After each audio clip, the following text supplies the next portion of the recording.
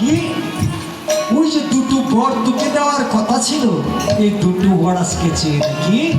প্রথম ভরত রাজা হবে, দ্বিতীয় 14 বৎসরের জন্য রাম বনা যাবে, সেটি আদায় করে নিয়েছিল।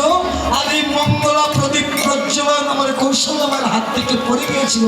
সেদিন কৈকেয়ীকে বলেছিল, কৈকেয়ী পুত্র শুনে যে আজকে আমি ব্যথা পেয়েছি, কষ্ট পেয়েছি, যুগে যুগে তুমি তা পূর্ণ করবে ক্রন্দন করতে করতে। এই জন্য সচি মাতা এই লাইনে বলে আসছে। হরে কৃষ্ণ।